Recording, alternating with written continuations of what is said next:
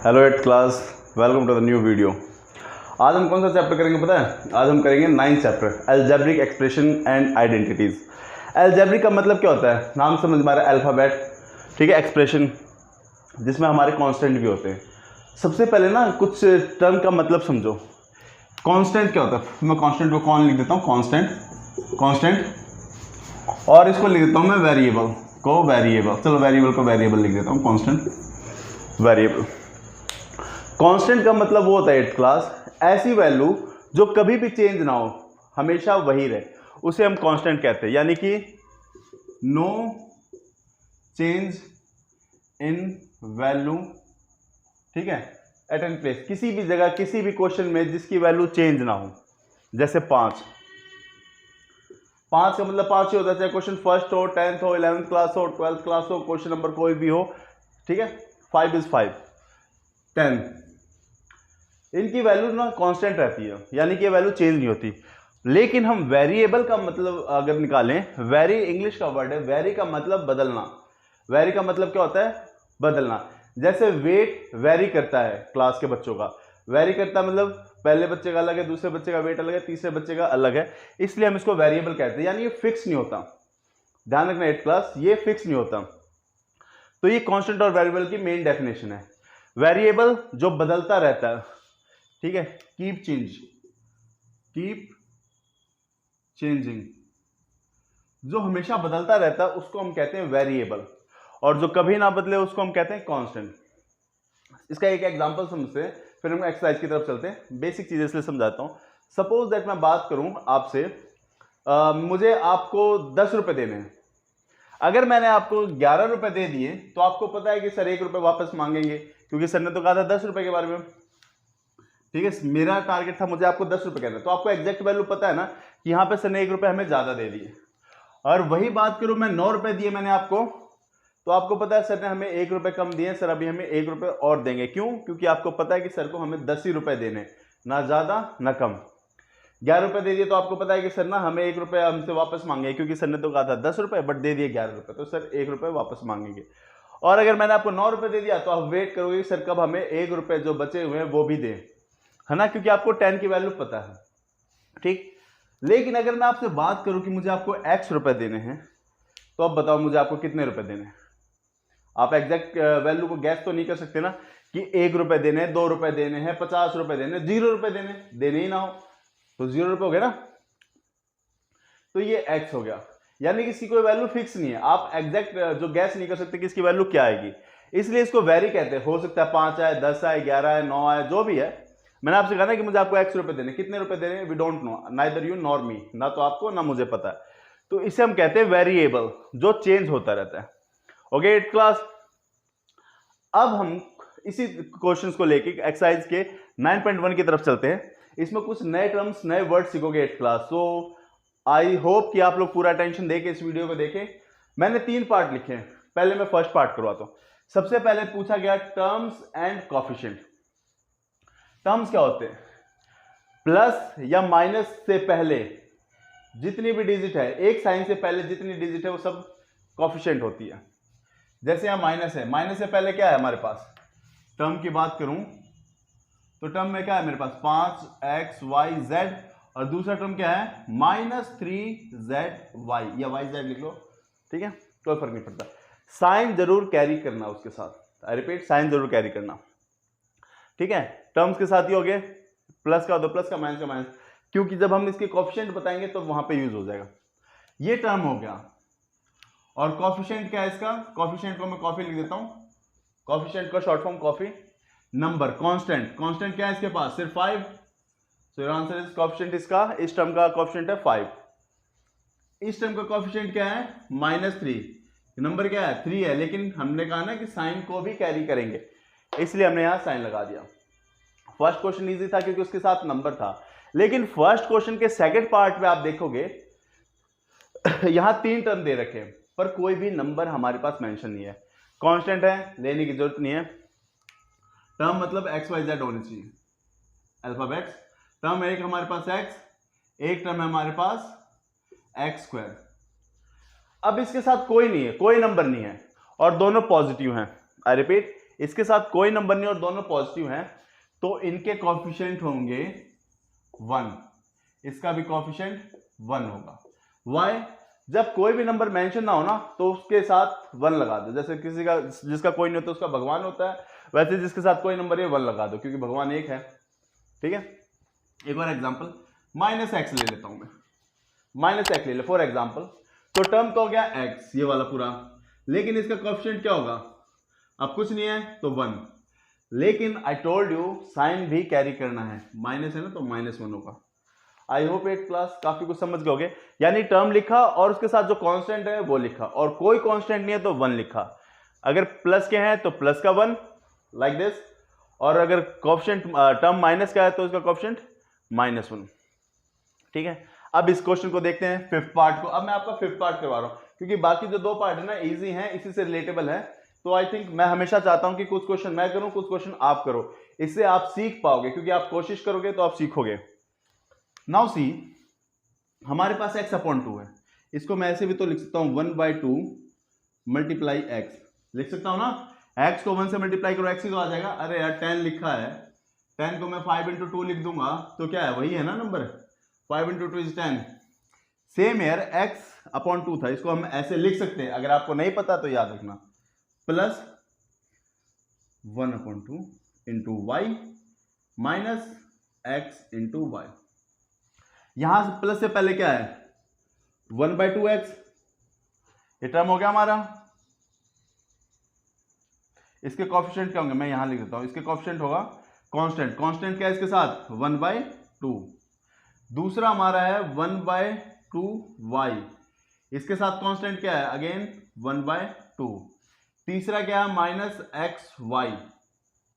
अब इसके आगे कोई नंबर नहीं है, यहां के एग्जांपल से मैंने समझाया था ना, जब कोई नंबर नहीं हो तो टर्म उसका 1 हो जाता है। अगर प्लस का हो तो प्लस, लेकिन यहां माइनस है इसलिए इसका आंसर क्या आ जाएगा, माइनस आ जाएगा 8th क्लास। तो आई होप आप लोगों को समझ में आ गया फर्स्ट क्वेश्चन कैसे होना है। टर्म्स प्लस माइनस से पहले सारे नंबर, जैसे ये मान लो ऐसे लिखा ना 3abcd, ठीक है 5x, तो प्लस से पहले ये सारा है, प्लस या माइनस से पहले ये सारा हमारा टर्म होगा, और इसके साथ जो कांस्टेंट है ये इसका कोएफिशिएंट होगा 8th क्लास। आई होप ये क्वेश्चन आपको क्लियर हो गया होगा। अब हम सेकंड क्वेश्चन की तरफ देखते हैं, इसके कुछ पार्ट रह गए, मैं चाहता हूं वो करो। डेसिमल वाले हैं, डेसिमल वाली डिजिट आ जाएगी। टर्म में क्या, कोएफिशिएंट में क्या आ जाएगा, डेसिमल वाली डिजिट आ जाएगी। कोएफिशिएंट में डिजिट और variables x y z a b c d जो भी है, और टर्म्स में, हाँ टर्म्स में a b c d x y z सब कुछ, और कोएफिशिएंट में सिर्फ कांस्टेंट, कुछ नहीं है तो 1 अगर प्लस का है तो, और कुछ नहीं है माइनस का है तो -1 लाइक दिस। यहां कुछ नहीं था, आई पुट -1। ठीक है, ये इसका टर्म होगा। 8th क्लास आप लोग चाहो तो स्क्रीनशॉट ले लो इसका, फिर भी कोई डाउट कोई प्रॉब्लम होती है तो आप लोग मेरे से पूछ लेना। अब हम क्वेश्चन नंबर 2 करते हैं। क्वेश्चन नंबर 2 क्या हम चेक करते हैं।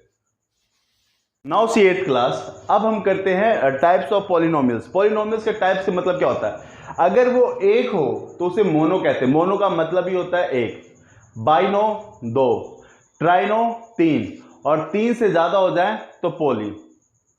तो सेकंड क्वेश्चन के हम सारे पार्ट को इसी तरीके से डिवाइड करेंगे। अगर एक दिखाई दिया तो मोनो कह देंगे, 2 दिखाई दिया तो बाइनो कह देंगे, 3 दिखाई दिया तो ट्राइनो कह देंगे, और 3 से ज्यादा दिखाई दिया तो हमें पॉलिनोमियल कह देंगे।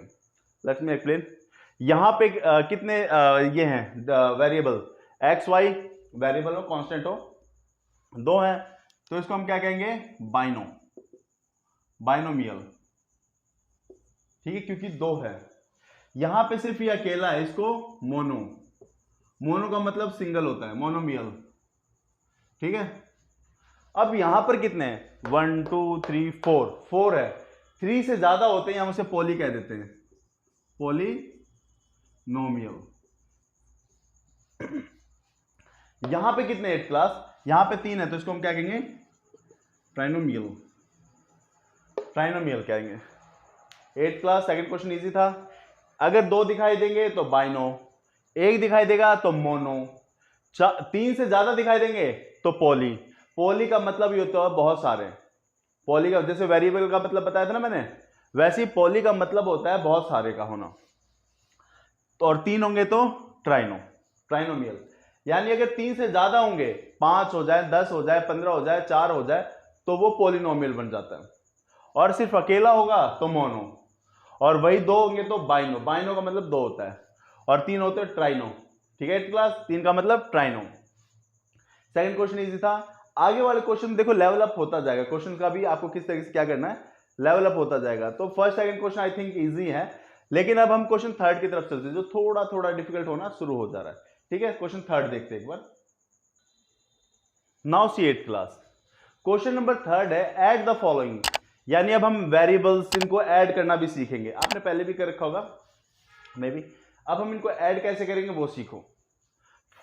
क्वेश्चन में देखोगे आपको ना कॉमास दिखाई दे रहे होंगे, आई रिपीट, क्वेश्चन में आप देखोगे आपको कॉमास दिखाई दे रहे हैं, उसी कॉमा को हटा के आपको प्लस लगा देना है। आई रिपीट, उसी कॉमा को हटा के आपको क्या लगा देना है, plus. Now see A B minus B C, comma आ गया ना, plus B C minus C A, comma आ गया, plus C A minus A B. इतना हो गया 8th क्लास। अब आपको सबसे इंपॉर्टेंट चीज करनी है, लाइक टर्म्स को एक साथ लिखना है। मैंने ए बी लिखा, और कहीं ए बी है, A B A B A B A B, ये रहा ए बी लास्ट में, माइनस का ए बी है, माइनस का ए बी। क्या कहा मैंने, लाइक टर्म्स को एक साथ लिख दो, minus B C plus B C, ये साथ में मिल गए, देखो ये माइनस का ये प्लस का, माइनस सी ए प्लस सी ए, ऊपर कितने 1 2 3 4 5 6, 1 2 3 4 5 6, ऐसे काउंट कर लिया ताकि हमें कोई छूट तो नहीं गया। ठीक है, ऐसे इसलिए आप लोग काउंट कर दिया करो लाइक टर्म्स को लिखने के बाद। ए बी में से ए बी गया 0, प्लस माइनस माइनस, तो बी सी में से बी सी गया अगेन 0। ठीक है, बी सी भी हमारा 0 आ गया, प्लस माइनस माइनस, सी ए में से सी ए गया 0, ओवरऑल हमारा आंसर क्या आ गया, 0, क्योंकि सारे टर्म्स कट गए, एक प्लस का एक माइनस का कट गया, एक प्लस का एक माइनस का कट गया, क्या बचा हमारे पास, 0। क्या बचा, 0। आई होप 8th क्लास समझ में आ गया होगा। हमने क्या किया, सबसे पहले लाइक टर्म्स को एक साथ लिखा, फिर अगर वो प्लस हो रहे तो उनको प्लस करो, माइनस हो रहे तो उनको माइनस करो। Now see the next question. सबसे पहले चेक करो कॉमा कहां पे, 2 P square Q square minus 3 P Q plus 4, comma आ गया ना यहां, तो क्या लगाऊंगा मैं, प्लस, फिर बाकी डिजिट यूं Q, 5 plus 7 P Q minus 3 P square Q square. Okay class, अब हमारा नेक्स्ट काम क्या होगा, लाइक टर्म्स को ढूंढना। 2 P square Q square, P square Q square, P square Q last में, माइनस का 3 पी स्क्वायर क्यू स्क्वायर, ध्यान से देखो, माइनस का 3 पी स्क्वायर क्यू स्क्वायर है, साथ में लिख दिया। फिर ये क्या है, माइनस 3 पी क्यू, और कहीं पी क्यू है, ये रहा 7 पी क्यू, 7 पी क्यू लिख दिया। उसके बाद क्या रह गया हमारा, प्लस का 4, प्लस का 4 प्लस का 5 साथ में है, लिख दिया। काउंट कर लो कहीं कुछ छूट तो नहीं गया, 1 2 3 4 5 6, 1 2 3 4 5 6, यानी हमने सब कुछ लिख लिया। मैं इसका आंसर यहां लिख देता हूं, देखो कैसे, 2 में से 3 गए, माइनस 1 पी क्यू स्क्वायर नहीं लिखेंगे, खाली ऐसे नहीं लिखेंगे, minus 1 P square Q square ऐसे नहीं लिखेंगे, सिर्फ 1 नहीं लिखते, माइनस का पी स्क्वायर क्यू स्क्वायर।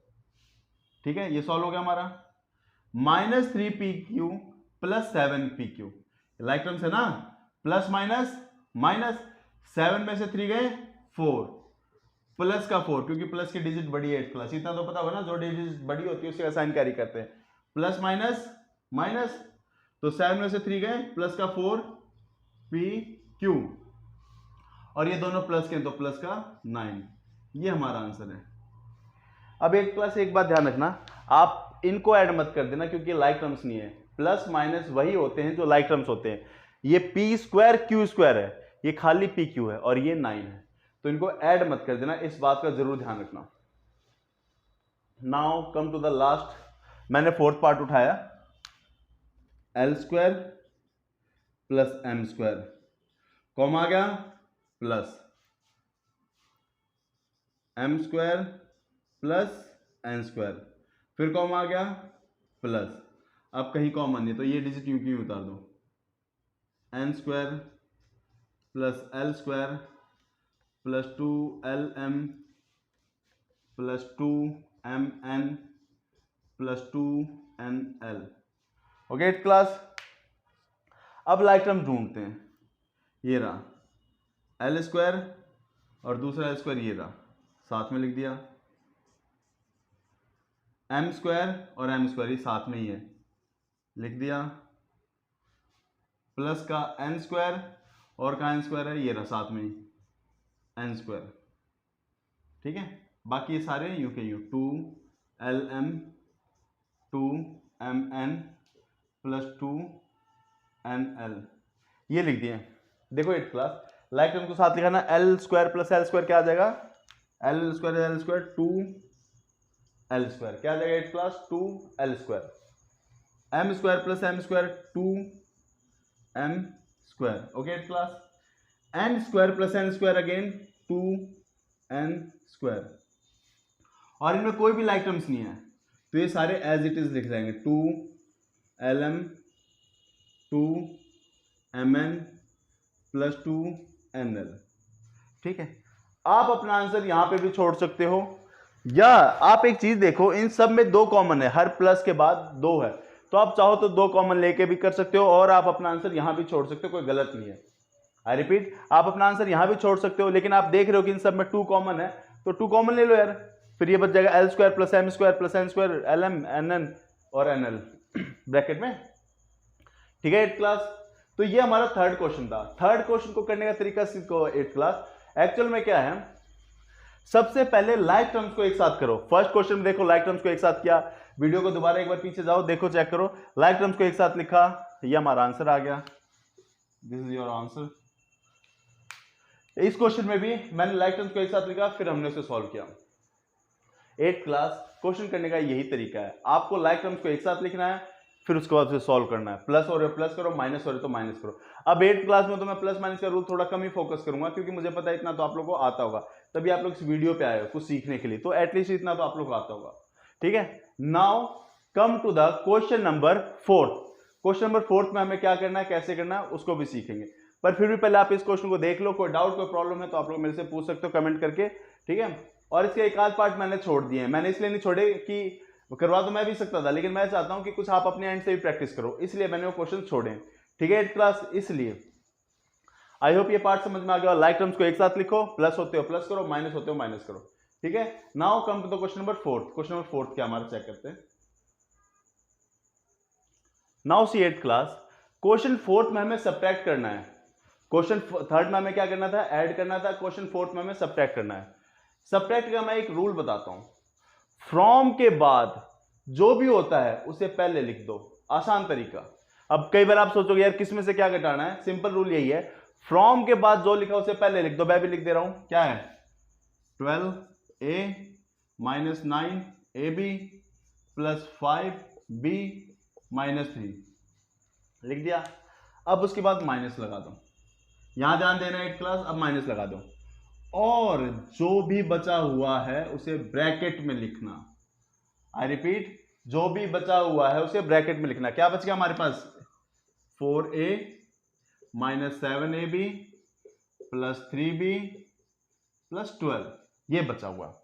अब ब्रैकेट में क्यों लिखना है, क्योंकि माइनस के बाद अगर एक डिजिट है तो आप उसको बिना ब्रैकेट के भी लिख सकते हो, लेकिन माइनस के बाद एक से ज्यादा डिजिट हुई ना कभी भी, तो आप उसे ब्रैकेट में ही लिखना। जैसे कि 6 प्लस a माइनस 7 है, ब्रैकेट में लिखने की जरूरत नहीं है, लेकिन अगर आप में इसको 2 डिजिट होगी ना तो आप इसको ब्रैकेट लगाओगे। वही अगर b नहीं है तो मुझे ब्रैकेट लगाने की भी जरूरत नहीं है, अकेला है कोई दिक्कत नहीं है, लेकिन अगर एक से ज्यादा हो गया तो you should put the bracket, bracket लगाना चाहिए। अब लेफ्ट साइड वाले में तो कोई चेंज नहीं आएगा, 12a minus 9ab plus 5b minus 3।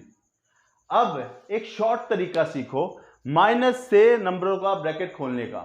I repeat, आप एक शॉर्ट तरीका सीखो माइनस से ब्रैकेट को सॉल्व करने का।